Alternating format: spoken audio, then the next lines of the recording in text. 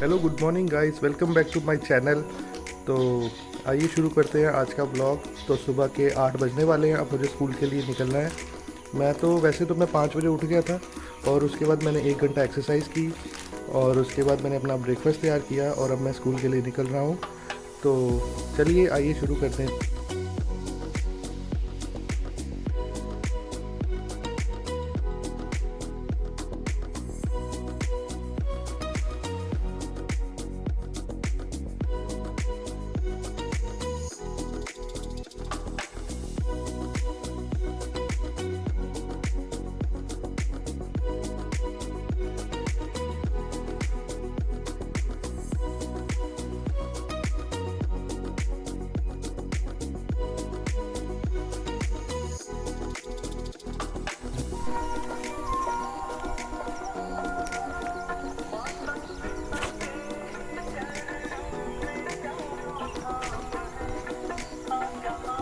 वाह, कितना सुंदर भजन चल रहा है। तो भजन सुनिए सारे।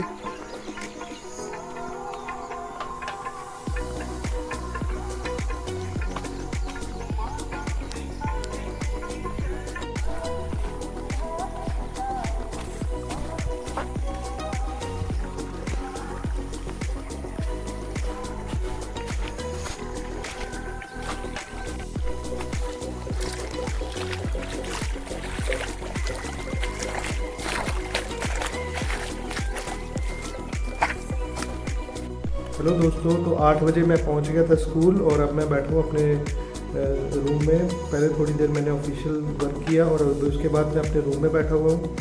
और क्योंकि बच्चे स्कूल में आ नहीं रहे हैं तो थोड़ा बोरिंग भी है, फ्री बैठना पड़ता है, कोई इतना।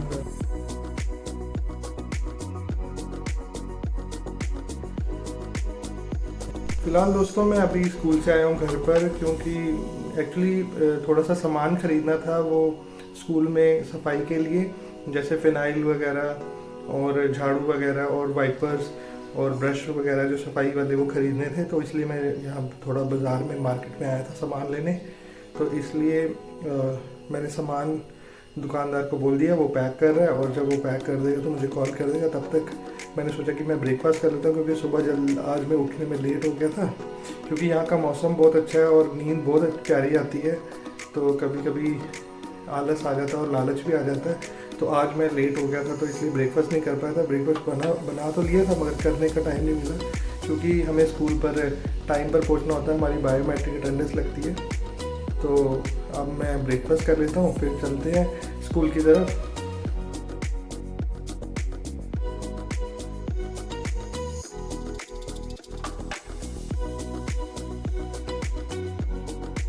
हेलो दोस्तों, तो शाम के बज चुके हैं 5। अब मैं जा रहा हूँ अपने खेत में। तो आइए चलते हैं और मैं आपको अपने खेत का नज़ारा दिखाता हूँ और अपने खेत दिखाता हूँ।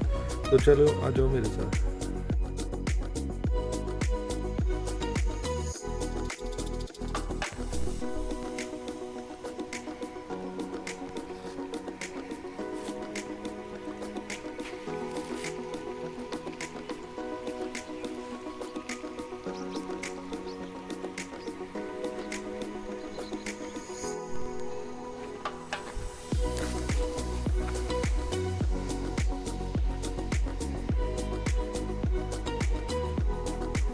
पीला हो गया, ये हमारी फसल ख़राब हो गई है बाजरे की।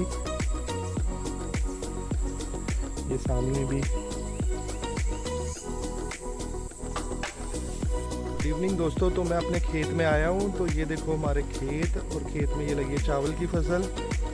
एक साइड चावल की फसल लगी है और ये जो पीला पीला दिख रहा है ये बाजरे की फसल लगी है। ये पीला इसलिए हो गया कि बारिश के कारण थोड़ा बाजरा ख़राब हो गया है। और ये आप लोग देख सकते हो कि चावल की फसल वो लास्ट कमरे तक जो जगह है वो ये सारी हमारी है। इसके कारण हमें बहुत सारा नुकसान भी हुआ है, हमारी बड़ी सारी फसल जो है ख़राब हो गई है। ये बाजरा है, अगर ये सारा यहाँ पर होता तो पूरा एक ऐसे बराबर होना था, मगर ये सब ख़राब हो चुका है। और अभी भी देखो बारिश रुकने के 4-5 दिन के बाद भी अभी भी खेतों में अपने आप ही पानी निकल रहा है ज़मीन में से।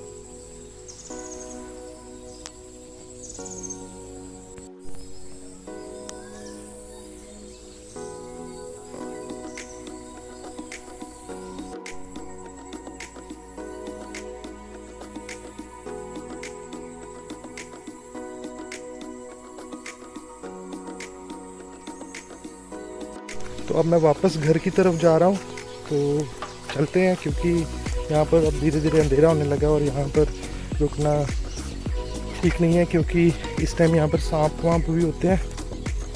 आज मैंने एक अपने घर पे भी सांप देखा। ये देखो बारिश के साथ क्या हालत हुई है बारिश के कारण। ये बीच में जो छोटा सा नाला था ये बहुत गहरा था और ये पूरा बराबर हो गया बारिश के कारण। ये सारा मटेरियल जो पहाड़ियाँ टूटी हैं बारिश के कारण सभी वहीं से आया है और ये पूरा बराबर हो गया, ज़मीन के लेवल हो गया। बहुत ज़्यादा नुकसान हुआ लोगों का, बट क्या करना है, ये तो भगवान की मर्ज़ी और भगवान की मर्ज़ी को मानना पड़ता है। तो चलो अब चलते हैं, बस मैं निकल चुका हूँ।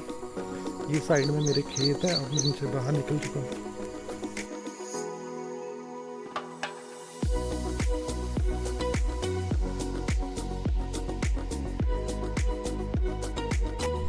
तो ये देखो गांव की खूबसूरती।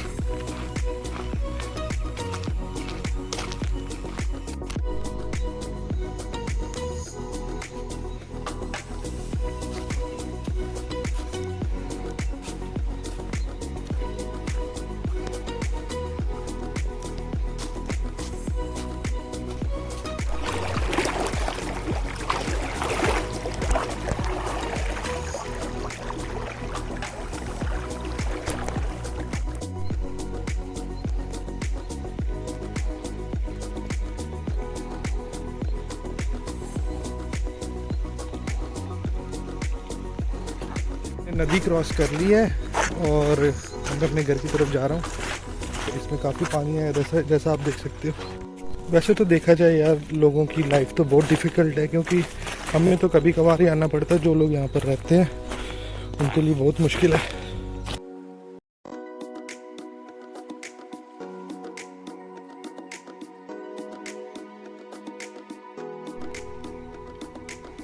तो दोस्तों आज आप सब ने मेरे साथ मेरे खेतों की सैर की और मेरे गांव की चीज़ें देखी कि कैसे लोगों की ज़िंदगी है और लोग कैसे अपने यहाँ पर लाइफ को गुजारते हैं। गांव में रहना है तो बहुत मज़ेदार, मगर कुछ डिफ़िकल्टीज़ भी हैं।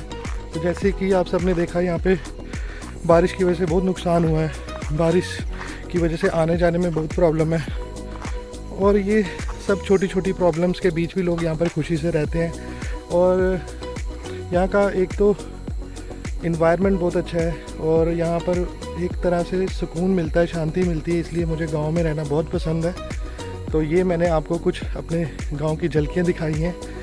तो आप आई होप आपको मज़ा आया। तो दोस्तों हमें हिम्मत कभी नहीं हारनी चाहिए, मेहनत करते रहना चाहिए और एक दिन हमें सफलता ज़रूर मिलती है। तो हे गाइस, तो कैसे आप सब? मैंने डिनर कर लिया है, अब मैं सोने की तैयारी कर रहा हूँ और मैंने अपने सारे छोटे मोटे काम ख़त्म कर लिए। तो लास्ट में इस व्लॉग को एंड करते हुए मेरा जो कल मैंने आपसे वादा किया था कि मैं आपको जो मैं बुक रीड कर रहा हूँ तो वो आपके साथ भी मैं उसके कुछ जो टॉपिक्स और जो इम्पोर्टेंट चीज़ें हैं वो मैं आपके साथ शेयर करूँगा, जिससे कहते भी हैं ना कि जो ज्ञान होता है या नॉलेज होता है वो बांटने से ज़्यादा बढ़ता है। और साथ में आप लोग ही मेरी फैमिली और मुझे आपसे भी एक डिस्कस करनी चाहिए और डिस्कस करने से जो नॉलेज होता है वो ज़्यादा बढ़ता है और उसका फ़ायदा सबको मिलता है। तो मैंने जो 4th चैप्टर पढ़ा जिसमें लिखा था कि mental healing in ancient time, तो जो ये मेरी बुक है पावर ऑफ सबकॉन्शियस माइंड, तो उसका जो 4th चैप्टर है उसका नाम था mental healing in the ancient time.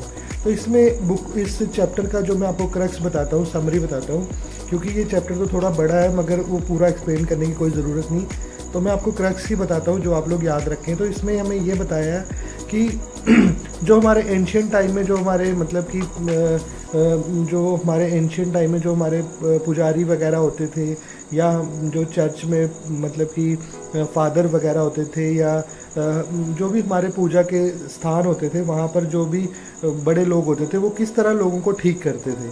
तो उन्होंने बताया कि वो लोगों को क्या करते थे, मंत्रों से ठीक करते थे या लोगों को भगवान की अच्छी बातें सुनाते थे और या भगवान के बारे में उनके साथ चर्चा करते थे, जिससे वो उनको मतलब ये समझाया जाता था कि अगर वो भगवान के इन कामों को करेंगे या इन चीज़ों को करेंगे या इस प्रेयर को करेंगे या कोई जो उन्हें रिचुअल बताई जाती थी उसे करेंगे तो वो जल्दी ठीक हो जाएंगे। तो उस चीज़ से होता क्या था कि लोगों के दिमाग में एक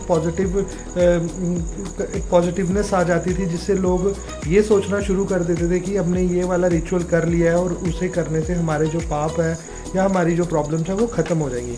और जब वो अपने दिमाग में ये चीज़ें सोचना शुरू करते थे और वो ऑटोमेटिक क्या हो जाते थे, पॉजिटिव हो जाते थे। और उनका जो दिमाग है, उनके जो मतलब ये दिमाग है, वही उनकी बीमारियों को क्या करता जाता था, ठीक करता था, क्योंकि उनका जो सबकॉन्शियस माइंड है ये एक्सेप्ट कर लेता था और ये मतलब कि उसको एक उसको कमांड मिल जाती थी कि हमने ये वाला रिचुअल परफॉर्म कर लिया है, ये वाला हमने जो भी क्या कह सकते हैं कि ये वाली पूजा पाठ या हमने कर लिया है और इसे करने से हमारे जो हमारी प्रॉब्लम्स हैं वो ठीक हो जाएंगी। तो लोग इस चीज़ पर विश्वास करते थे और लोग ठीक भी होते थे। इसलिए लोग पुराने एंशियंट टाइम में लोग जो कहते थे कि पुराने ज़माने में जो जैसे एस्ट्रोलॉजर्स हो गए या लोग स्टीरियोटाइप्स होते थे, तो स्टीरियोटाइप्स नहीं होते थे, उन्हें विश्वास होता था और उन पर मतलब कि भगवान पर विश्वास होता था और इस चीज़ को वो यूज़ करते थे। जैसे कि वो सोचना शुरू करते थे कि हम ठीक हो चुके हैं या हम ठीक हो रहे हैं और ऑटोमेटिकली उनकी सारी बीमारियां जो है ठीक होने लगती थी। तो ये बेसिकली ये क्या चीज़ है कि जो हमारा सबकॉन्शियस माइंड होता है उसको हम जैसी कमांड देते हैं, उसको हम जैसी चीज़ें बताते हैं या पॉजिटिव बताएंगे तो वो पॉजिटिव हो जाएगा और वो हमारी लाइफ में पॉजिटिव चीज़ों को लाना शुरू करेगा। और अगर हम उसको नेगेटिव फीडिंग करते रहेंगे तो वो हमेशा नेगेटिव ही हमें रिजल्ट देगा। तो इसलिए इसका ये मीनिंग है कि हमें हमेशा याद रखना है, हमें कभी भी अपने बारे में नेगेटिव नहीं सोचना, कभी भी नेगेटिव नहीं बोलना है। और अगर हमारा मुश्किल टाइम चल रहा है तो वो भी एक दिन ठीक हो जाएगा, हमें ये विश्वास रखना है। और अपने हम जिसे भी मानते हैं भगवान को, जिस भी भगवान की हम पूजा करते हैं, तो हमें उन पर भरोसा रखना चाहिए और हमें अपने कर्म करने चाहिए और हमें हार नहीं माननी चाहिए और पूरी मेहनत करते रहना चाहिए और कभी भी अपने बारे में नेगेटिव नहीं सोचना चाहिए। तो इसी के साथ मैं आज का व्लॉग एंड करता हूँ और कल मिलेंगे नए व्लॉग में। और कल हम 5th चैप्टर पढ़ेंगे कि mental healing in the modern time. तो जो ये मेरी बुक है जिसका क्या नाम है, the power of subconscious mind, तो इसका हम 5th चैप्टर कल पढ़ेंगे और मैं आपके साथ भी डिस्कस करूँगा, क्योंकि मुझे शायद लगता है कि चीज़ें जल्दी याद होती है अगर हम एक दूसरे के साथ डिस्कस करें। तो आप लोग भी मेरी फैमिली हो और आप लोग मुझे सपोर्ट करते हो, आप लोग ने मेरे लिए इतना प्यार दिखाया, मेरे चैनल को सब्सक्राइब किया, मेरी वीडियोस को लाइक किए, तो मेरा भी फ़र्ज़ बनता है कि मैं आप लोगों के साथ चीज़ें शेयर करूं। तो चलिए मैं इस व्लॉग का एंड करता हूं। तो इसी के साथ मैं आप सबको गुड नाइट बोलता हूं और आशा करता हूं कि आप लोग भी अब सोने की तैयारी कर रहे होंगे और आप लोग अपने घरों में सेफ़ रहिए, अपने घर वालों का ध्यान रखिए और अपना सबका ध्यान रखिए। Bye bye, good night.